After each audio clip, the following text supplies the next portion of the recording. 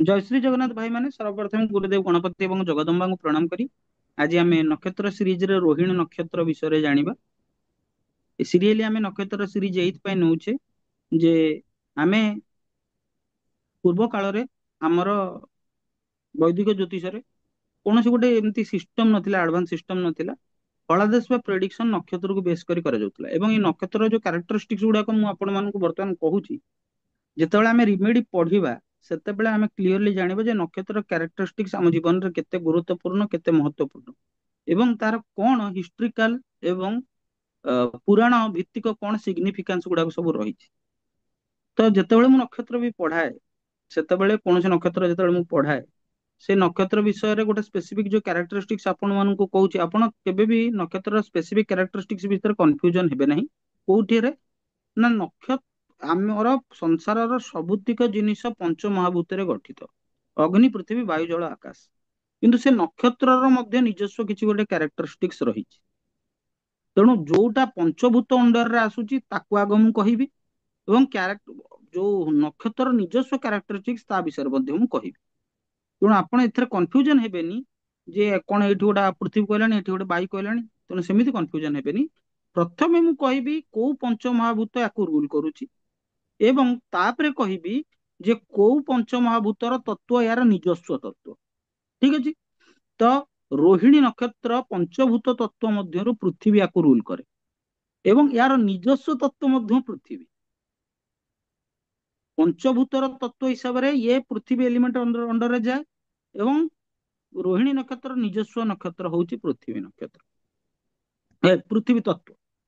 तो आमे जेतेबेले कोनोसी जिनिस पढुचे रोहिणी नक्षत्र 4 नंबर नक्षत्र नक्षत्र को भल भाव आपण माने मन रखिया दरकार कारण नक्षत्र टाको जेतेबेले आपण मन रखिबे नक्षत्र कैरेक्टरिस्टिक्स विषय मन रखिबे आमर मून बा चंद्र जो नक्षत्र रही गला सेटा हो जाउची हमर राशि।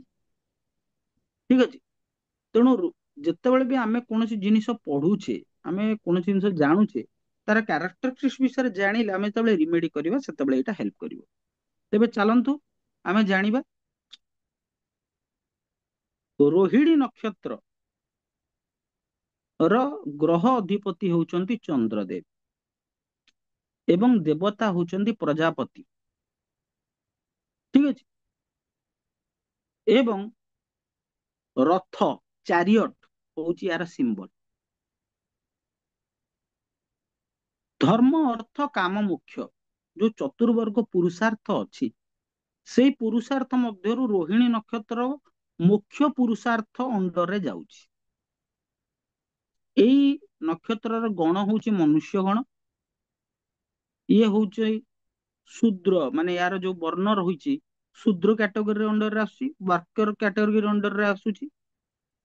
ଏବଂ ବ୍ରହ୍ମା ବିଷ୍ଣୁ ମହେଶ୍ଵର ଯୋଉ ତ୍ରିମୂର୍ତ୍ତି ଅଛନ୍ତି ଏଇ ନକ୍ଷତ୍ରକୁ ବ୍ରହ୍ମା ତ୍ରିମୂର୍ତ୍ତି ହିସାବରେ ହେଡ ହଉଛନ୍ତି ବ୍ରହ୍ମା ଏବଂ ଏଇ ନକ୍ଷତ୍ରକୁ କୋଉ ପ୍ରାଣୀ ରିପ୍ରେଜେଣ୍ଟ କରୁଛି ନା ପୁରୁଷ ସାପ ମେଲ ସର୍ପେଣ୍ଟ ହଉଛି ଏଇ ପ୍ରାଣୀ ହିସାବରେ ରିପ୍ରେଜେଣ୍ଟ କରୁଛି ଏବଂ ୟାକୁ କୋଉ ପକ୍ଷୀ ରିପ୍ରେଜେଣ୍ଟ କରୁଛି ନା ଧଳା ପେଚା ହ୍ୱାଇଟ ଓଲ।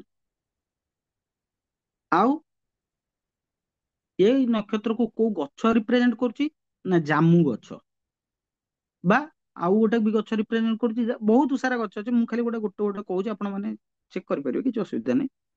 ଠିକ ଅଛି। ଜାଭା ପ୍ଲମ ଗଛ ଗୋଟେ ଅଛି ଆପଣ ମାନେ ନେଟରେ ମାରି ଚେକ୍ କରିପାରିବେ ଏବଂ ୟାର ଯୋଉ ଆଦ୍ୟ ଅକ୍ଷର ରହୁଛି ରୋହିଣୀ ନକ୍ଷତ୍ରର ଯଦି କୌଣସି ଲୋକ ରୋହିଣୀ ନକ୍ଷତ୍ର ଜନ୍ମ ହେଇଥାଏ ତେବେ ତାର ନାଁ ର ସାଉଣ୍ଡ ଆଦ୍ୟ ଅକ୍ଷର ହବା କଥା ହୋ ଭା ଭି ଭୁ।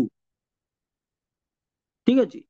ତ ଏଇ ଭିଡିଓଟିରେ ଆମେ ରୋହିଣୀ ନକ୍ଷତ୍ରର କ୍ୟାରେକ୍ଟରିଷ୍ଟିକ୍ସ ବିଷୟରେ ଜାଣିଲେ ଆଗକୁ ମଧ୍ୟ ଆମର ନକ୍ଷତ୍ର ସିରିଜରେ 27ଟି ନକ୍ଷତ୍ରର ସେସନ ଜାରି ରହିବ।